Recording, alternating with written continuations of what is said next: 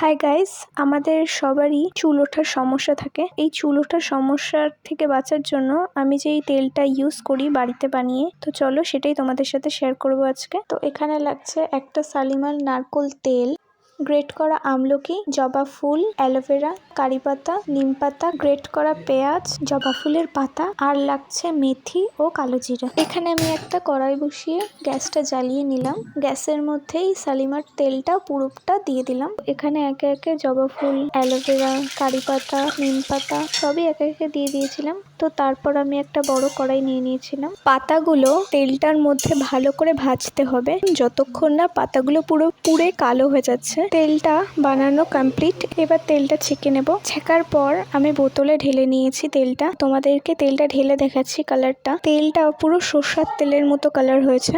তো তেলটা আমি অ্যাপ্লাই করব।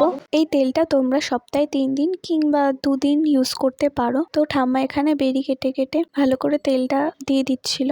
আর তেলটা রাত্রিবেলা কিংবা দিনের বেলা দিয়ে রাখতে হবে যেন ভালো মতো চুলের গোড়ায় গোড়ায় যায়। আর পরের দিন শ্যাম্পু করে নিতে হবে। তেলটা ফ্রিজে কিংবা ফ্রিজের বাইরেও রাখতে পারো, কোনো সমস্যা নেই এতে।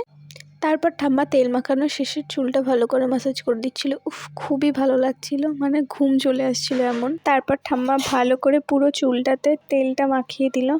তারপর আমি আমার মাথা থেকে তেল নিয়ে ঠাম্মার মাথায় একটু মাখিয়ে দিচ্ছিলাম। ঠাকুমা খুব আনন্দ পাচ্ছিল। তারপর চুলটা ভালো করে আঁচড়ে একটা বিনুনি করে নিচ্ছিলাম, কারণ বিনুনি করে রাত্রিবেলা শুতে হয়, নাহলে চুলের আগা ফেটে যায়। আমি পুরো চুলটা বিনুনি করতে পারলেও শুধু লাস্টের নিচটুকু বিনুনি করতে পারি না। তাই মাকে বললাম যে তুমি আমার একটু বিনুনিটা করে দাও। মা লাস্টে একটুখানি হেল্প করলো। সো গাইজ, ভিডিওটা আজকে এইটুকুই ছিল। সবাই ভালো থেকো, টাটা।